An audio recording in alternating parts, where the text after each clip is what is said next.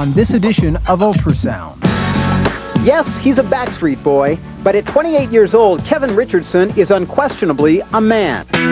Putting his talents and handsome features to quick use, Kevin landed a gig at the Disney MGM Studios, appearing as Aladdin in the theme park's daily parade. Back in Kentucky, however, Kevin's father fell ill. I moved back home, and within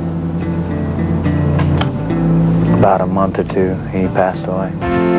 Stricken with grief, Kevin stayed home in Kentucky for nearly a year. The fall came, and then winter, and that winter was just so depressing, and it was just like I felt like something was calling me back down to Florida. You know, I felt like my mom was cool, my brothers were cool. We were all mentally cool with my father's death and dealing with it okay, and I felt like I could leave again. Brian Luttrell's life began just up the road from his cousin Kevin in Lexington, Kentucky. As a child, however, Brian was diagnosed with having both a murmur and a hole in his heart. The doctors told Brian's parents to start thinking about funeral arrangements. And yet the resilient 5-year-old miraculously survived. The congenital heart condition, though, would ultimately need repair.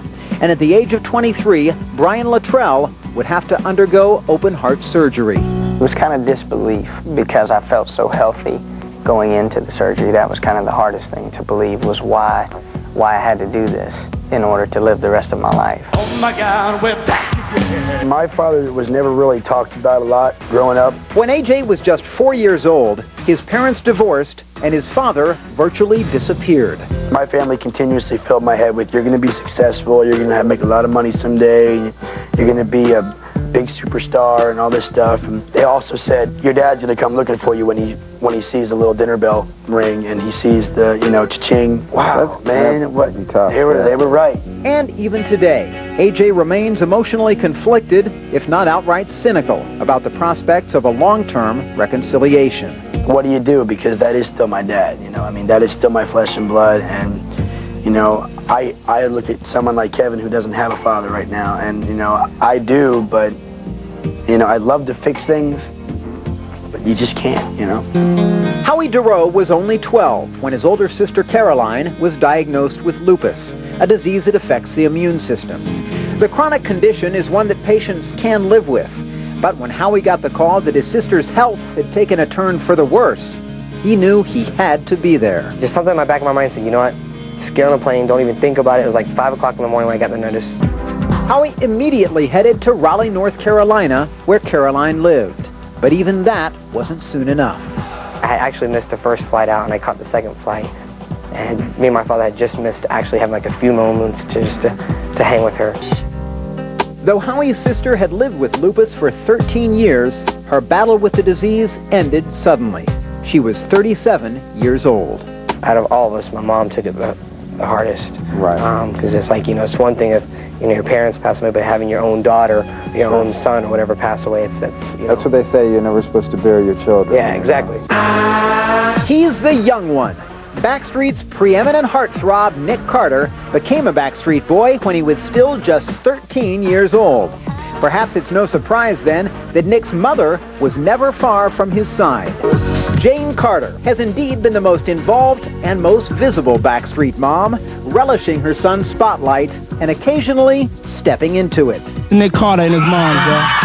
While ex-girlfriends have written books purporting to expose some of Brian and AJ's most private moments, Nick's secrets were revealed by none other than his mother, who dished up the goods in 1998's Heart and Soul. Been pretty involved in your career from the get-go. I mean, do you now think that maybe it's not such a good idea for family and business to be intertwined? I believe that right now, it's more so that I want to be just family and not business.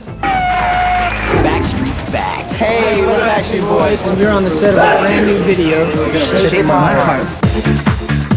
Well, the title of the song is Shape of My Heart. The Shape of My Heart is based on someone messing up. It's a sad love song, a typical sad love song. I would say it's definitely not a typical love song.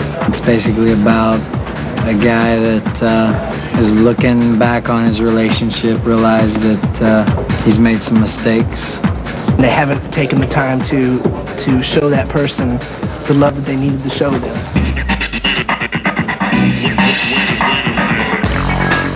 You can be taking a bite, you can be taking a drink, you can run your hand through your hair, you can be talking to each other, you can interrupt each other.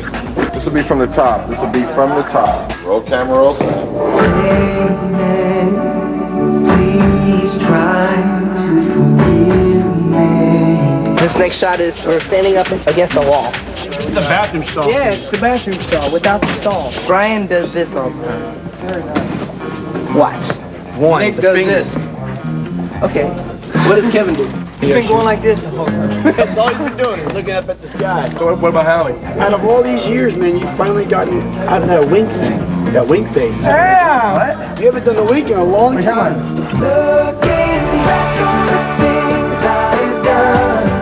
No, we always try to get involved with our videos. We have a lot of ideas. Every time we receive treatments, we're always like embellishing them. Me, Hal, and AJ, that's what we did before all this. We were actors. That's how we all met together. We were singers and actors at the same time. We were trying to succeed in either singing or in acting, you know, and the singing happened, you know what I'm saying? I mean, it just came naturally. Between the first album and the second one, Millennium has been our best, I think. But this album, I think, can top it, musically especially. And concept-wise, I think this is a better album, and this album really shows growth, a lot more than the first album did to Millennium.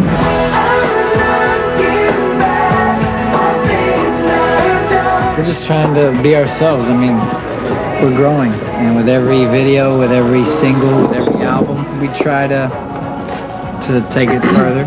We have a lot of variations of music on this album that aren't typical for the Backstreet Boys, which is kind of unique. We're just kind of raw. It's just kind of organic, raw us.